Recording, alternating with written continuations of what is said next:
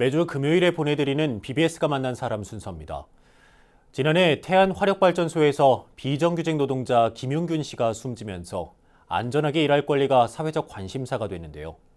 이처럼 산업 안전에 대한 패러다임을 바꾸기 위해 최일선에서 노력하고 있는 기관이 있습니다.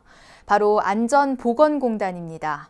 박두용 안전보건공단 이사장을 권은희 경제산업부장이 만났습니다. 네, 이사장님 안녕하세요. 안녕하세요. 지난 7월 16일부터죠. 네네. 그 안전보건공단에서는 산재 사고 사망 감소를 위한 100일간의 프로젝트 시행에 들어갔는데 좀 설명을 해주시죠. 100일간의 프로젝트에 네. 대해서.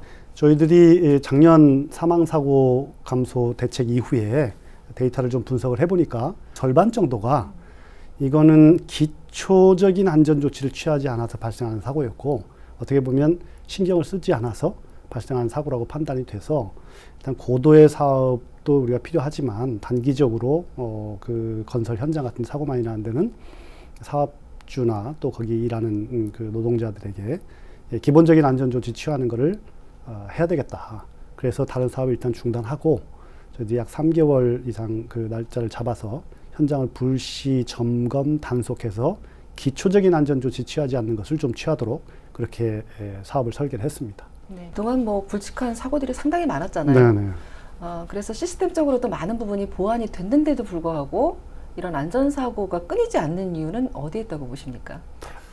결국 두 가지 같습니다. 하나는 끊임없이 새로운 위험들이 창출되고 그러한 이제 위험이 대형화되거나 아주 큰 위험이 증가하기도 하고 그런 사고들이 이제 증가하는 거죠. 또 하나는 아주 영세한 사업장이나 이런 데에서 아주 기초적인 질서를 지키지 않아서 사망사고로 이어지는 것. 이 두 가지가 같이 지금 나타나고 있는 것 같습니다. 네, 새로운 유형들의 이제 사고들이 계속해서 지금 나오고 있기 때문에 그 산재 사망 사고는 끊이지 않고 있다. 뭐 이렇게 보시는 거네요. 네네.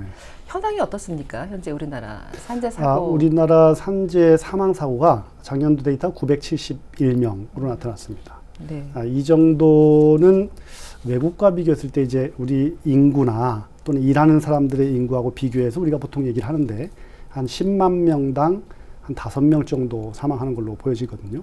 외국에 비하면 뭐 많게는 한 5배 정도까지 높고 또 평균적으로 봐도 한 2~3배 정도 높은 OECD 국가하고 비교했을 때 그런 것 같습니다. 그 여름철 그 산업 현장에서 가장 많이 발생하는 재해로는 어떤 유형들이 있을까요?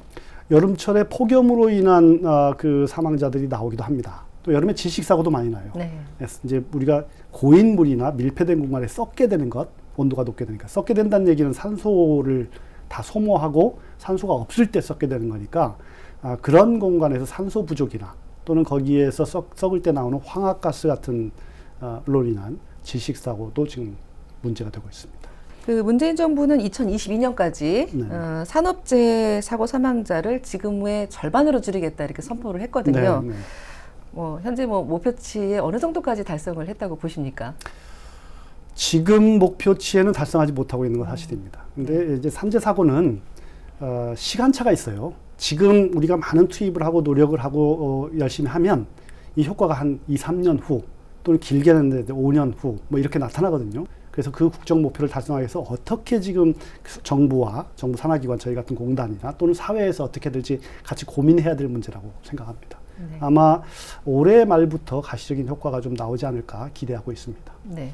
그 4차 산업혁명이 요즘 시대적 화두잖아요. 4차 산업혁명 시대를 맞아서 산업안전 패러다임도 좀 바뀌어야 되지 않을까 뭐 이런 얘기들이 나오고 있는데 어떤 방향으로 바뀌어야 될까요? 네, 4차 산업혁명의 대표적인 것이 스마트 팩토리입니다. 거의 모든 자동화 시스템이죠.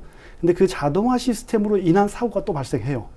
그러니까 프로그램이 잘못된다든가 또는 오작동을 한다든가. 그래서 스마트 팩토리의 안전을 어떻게 할 것인가에 대한 지금 연구와 제도 이런 시스템을 어떻게 설계할 것인가 하나가 있습니다. 또 하나는 4차 산업혁명으로 인해서 발생되는 새로운 노동 직군이 생겼어요. 네. 그러니까 소위 얘기하는 플랫폼 노동자라고 배달을 하는 사람이나 이처럼 노동은 하는데 고용주가 없는 이런 사람들은 또 사각지대에 놓여 있어서 이 사람들을 어떻게 보호할 것인가 하는 것도 저희들이 준비를 하고 있습니다. 네. 올 하반기 안전보건공단에서 중점적으로 추진할 사업이 있다면 끝으로 말씀해 주시죠. 저희 하반기에는 사망사고 감소를 위해서 3대 악성사고, 추락, 협착, 끼임 사고죠. 질식. 이 3대 사고를 예방하기 위해서 기초적인 안전조치 취하는 것에 전력을 다하고 있습니다. 사업장에서도 우선 기본적인 안전조치만 충실히 취해 주시기를 좀 부탁을 드리겠습니다. 네. 국민의 안전 기본권을 위해서 앞으로도 많은 역할을 해주시기를 기대하겠습니다. 오늘 말씀 고맙습니다. 네, 감사합니다.